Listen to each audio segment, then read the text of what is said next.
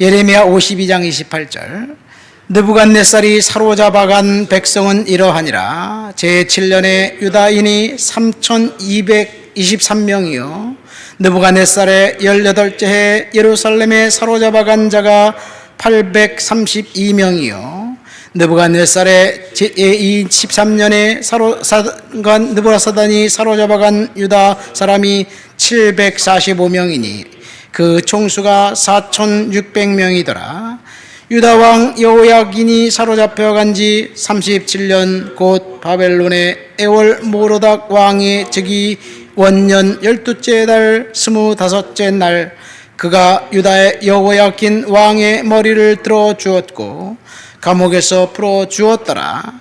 그에게 친절하게 말하고 그의 자리를 그와 함께 바벨론에 있는 왕들의 자리보다 높이고 그 죄수의 의복을 갈아 입혔고 그의 평생 동안 항상 왕의 앞에서 먹게 하였으며 그가 날마다 쓸 것을 바벨론의 왕에게서 받은 정량이 있었고 죽는 날까지 곧 종신토록 받았더라. 아멘. 우리가 읽은 말씀은 예레미야 마지막 부분입니다. 포로로 끌려갔던 사람들의 숫자가 여기 나와 있는데 열왕기하 24장에 나와 있는 숫자와 다릅니다. 여기에 나와 있는 사람들은 아마도 숫자가 확 줄어드는 것을 볼 때 이 바벨론에 끌려가서 거기서 성공적인 인생을 살았던 사람들의 모습이 아닌가 생각되기도 합니다. 예레미야 선지자는 눈물의 선지자이지요. 유다가 멸망당하기 직전 5명의 왕이 통치하던 시절에 활동했던 선지자였습니다. 예레미야 선지자는 활동 기간 내내 우울한 메시지를 선포했기 때문에 눈물의 선지자라고 이야기합니다. 예레미야의 메시지는 정확합니다. 하나님에게로 돌아오라 그렇게 선포했는데 돌아오지 않은 그 백성들에게 이제 하나님의 심판이 임할 것이다. 그래서 유다는 멸망하고 바벨론은 승리할 것이다. 바벨론에 항복하는 것이 더 낫다. 그런 이야기를 합니다. 이렇게 생각하면 돼요. 일본이 한국을 침략해 들어오는 그 조선시대 말 구한말에 일본에게 항복하라고 그렇게 이야기하는 사람은 매국노였겠지요. 예레미야는 매국노와 같이 비춰졌습니다. 사람들은 하나님 앞에서 패역했고 하나같이 이 사람들은 완악했습니다. 그리고 선지자는 내 말을 경청하지 않았습니다. 심지어 여호야김은 하나님의 말씀 두루마리 책을 불태워 버리기까지 했습니다. 시드기야 왕의 고관들은 예레미야 선지자를 옥에 가두고 구덩이에 넣어서 굶겨 죽이려고 했습니다. 예레미야 선지자가 비록 유다의 멸망을 선포했지만 하나님은 70년이 차면 유다를 회복시켜 주실 것이라고 약속하면서 회복에 대한 약속도 했습니다. 오늘 우리가 읽은 본문 말씀 보니까 2번에 걸쳐서 그 바벨론에 사로잡혀온 사람들의 숫자가 나옵니다. 이들의 숫자가 정확한지 정확하지 않은지 알 필요는 없습니다. 중요하지 않습니다. 중요한 것은 왜 그런 일이 일어났으며 그리고 하나님은 그 일을 통해서 무엇을 원하시는지 그것을 알게 됩니다. 여호야김이라는 왕이 바벨론의 포로가 되어 간지 37년 동안 감옥에 있었고 어느 날 뜬금없이 이제 왕이 그를 감옥에서 풀어주었다는 이야기, 신원을 복권해 주었다는 이야기가 오늘 본문의 핵심입니다. 모든 것이 끝났습니다. 유다는 멸망당했고 예루살렘은 황폐하였고 성전은 불탔고 성전에 있는 보물들은 모두 다 이제 빼앗겼습니다. 희망은 사라졌습니다. 여호야긴 그 왕은 18살의 왕이 되어서 석 달 열흘 만에 바벨론에 의해서 포로가 되어 잡혀갑니다. 여호야긴이 왕이 되기 8년 전에 이제 그 아버지 여호야김 4년에 그 바벨론 왕 느부갓네살이 와서 유다의 첫 번째 포로로 잡아갑니다. 8년 후에 그 여호야김 왕은 끝까지 하나님의 말씀을 저항하다가 죽습니다. 그리고 그 아들 여호야긴이 왕이 되었는데, 성경은 여호야긴에 대해서 18살짜리 왕, 이제 왕이 된 지 석 달 열흘밖에 되지 않은 그 왕을 여호와 보시기에 악을 행했다라고 평가하고 있습니다. 그래서 하나님이 또다시 바벨론을 통해서 이스라엘 백성들을 잡아갑니다. 이때 왕이 사로잡혀가고 그 왕과 함께 대장장이들과 그 다음에 기술자들이 몽땅 잡혀갑니다. 이때 여호야긴 왕과 함께 잡혀갔던 사람 중에 에스겔이라는 선지자가 있습니다. 에스겔은 잡혀간 지 5년 정도 되었을 때 그발 강가에서 하나님으로부터 선지자로 부름을 받습니다. 자, 왜 유다가 멸망했느냐? 철저한 타락과 배교 때문에 그렇습니다. 종교가 타락하면 심판합니다. 심판은 인간의 죄 때문에 임했습니다. 예레미야 1장에 보면 예레미야 소명 이야기가 나와요. 예레미야 소명 이야기를 보면 하나님이 특별히 예레미야를 선택했고 불러서 하나님의 그 선지자로 사명을 주었습니다. 내가 너를 선지자로 불렀다. 내가 내 입에 권능의 말씀을 주겠다.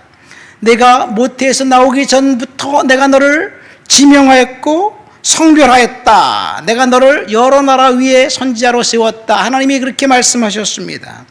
하나님이 직접 부르셔서 선지자로 세운 그 예레미야는 정말 탁월한 선지자였습니다.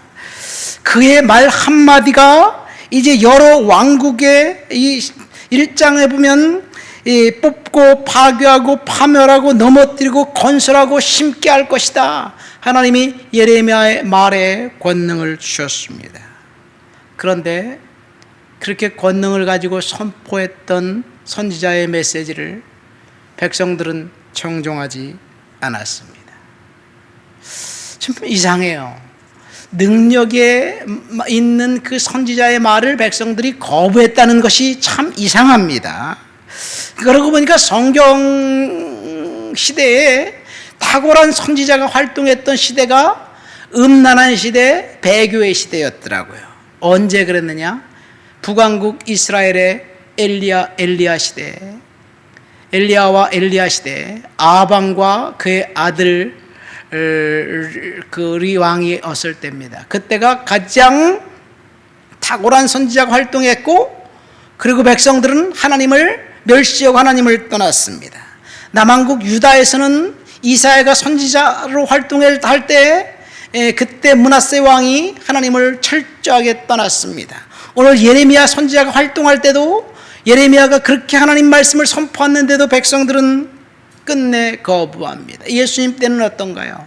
예수님이 죽은 자를 살리고 놀라운 기적을 행했지만 사람들은 예수를 거부했어요. 왜? 자신들의 요구를 들어주지 않는 선지자는 필요 없다고 생각하기 때문에 그런 것 같습니다. 어쨌든 난세의 영웅이 나는 것은 사실인 것 같습니다. 우리나라도 조선시대에 가장 침울했던 시대가 아마 선조 때가 아니었는가 생각됩니다. 임진왜란이 있었고 정유재란이 있었고 두 번의 그 전쟁이 있었잖아요. 그때 우리가 알고 있는 영웅들은 그때 다 있었더라고요. 보니까 이순신, 곽재우, 권율장군, 송강, 정철, 그 다음에 허균, 그 다음에 동의보감을 만든 허준, 정치인들은 오성과 한음, 유성룡, 이황, 이황은 선조 초기지만요. 어쨌든 이 난세에 그 영웅이 난다는 것은 사실인 것 같습니다. 탁월한 선지자가 있었는데 사람들은 하나님을 떠났다. 오늘날 우리 시대도 비슷한 것 같아요. TV만 틀면, 유튜브만 보면 우리가 듣고 싶어하는 목사님들, 유명한 목사님들의 설교를 언제든지 항시 들을 수 있는 시대에, 우리는 말씀이 가까이 있는 시대에 살고 있습니다. 각 도시마다 대형 교회들이 있어서 유명한 목사들이 이제 목회하고 있는 그런 우리나라, 정말 영적으로 활발하게 하나님의 영광이 드러나는 것 같지만 사람들은 여전히 기독교를 폄하하고 사람들은 여전히 하나님을 모르고 있는 것 같지 않는가 생각됩니다. 어쨌든 여호야 예레미야 선지자가 활동할 때 결국 유다는 멸망당했습니다. 여호야긴 왕은 이제 포로로 잡혀가서 37년 동안 감옥에 있었는데 어느 날 뜬금없이 이 바벨론 왕이 옥에서 풀어주고 왕들보다 높이고 그리고 왕의 식탁에서 먹게 하고 죽을 때까지 정량을 달아서 물품들을 공급해 줍니다. 도대체 무슨 이유 때문에 그런 일이 일어났을까요? 여기서 오늘 말씀의 제목을 잡았습니다. 하나님은 진노 중에도 긍휼을 잊지 않았다. 여호야킨 왕이 풀려나기 위해서 은혜 받을 만한 일이 한 것은 하나도 없습니다. 아무것도 없어요. 그는 똑같이 어제도 감옥에 있었는데 어느 날 갑자기 왕이 마음이 바뀐 거예요. 누가 한 것일까요? 하나님이 한 것이 아닌가 생각됩니다. 그러니까 심판은 우리의 죄 때문에 임했고, 그리고 긍휼과 회복은 하나님의 특별한 은혜 때문에 임한 거예요. 여호야긴이 감옥에서 나온 것은 하나님의 특별한 은혜, 불가항력적인 은혜 때문에 그렇습니다. 하나님께서 이제 예레미야 선지자를 통해서 예언하신 예언의 시간이 가까웠기 때문에 이제 하나님께서 왕의 마음을 감동시켜서 여호야긴 왕을 감옥에서 풀어주고, 그리고 더 중요한 것은 여호야긴의 손자 스룹바벨이 이스라엘 백성들을 이끌고 바벨론에서 예루살렘으로 귀환합니다. 왕자지요, 스룹바벨은. 그래서 스룹바벨이 다윗의 후손이기 때문에 사람들은 스룹바벨을 통해서 메시아가 나오지 않을까, 그런 착각도 합니다. 이런 역사의 소용돌이 속에서 이 동시대에 한 사람, 여호야긴은 감옥에 있었지만 이 바벨론 조야의 정치권에서 정치가로 성공적인 인생을 살고 있었던 사람이 있었습니다. 그는 왕립기숙학교에서 이제 배우면서 왕의 음식과 술과 포도주로 자기 몸을 더럽히지 않겠다고 다짐했던 다니엘입니다. 다니엘은 바벨론 왕국의 성공적인 인생을 살고 있었어요. 어느 날 갑자기 이 여고니아가 여호야긴이 풀려나는 것을 보고 예레미야 예언을 읽으면서 그가 깨달았을 것. 하나님이 작정한 시간이 되었구나. 그래서 그는 하나님 앞에 기도하기 시작했습니다.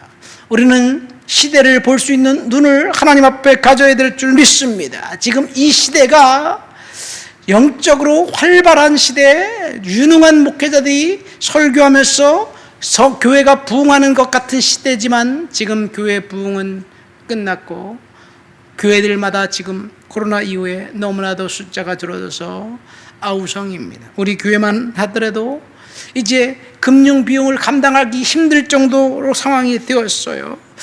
이 시대를 통해서 하나님이 주시는 교훈이 뭘까? 하나님의 뜻과 섭리를 기억하면서 우리는 믿음으로 살아가야 될 줄 믿습니다. 그러나 한 가지 중요한 것은 하나님의 회복은 진노 중에도 긍휼을 잃지 않았다는 사실, 우리의 인생 가운데 하나님의 회복이 지금 함께하고 있다는 사실을 믿으시기를 예수님의 이름으로 축원드립니다.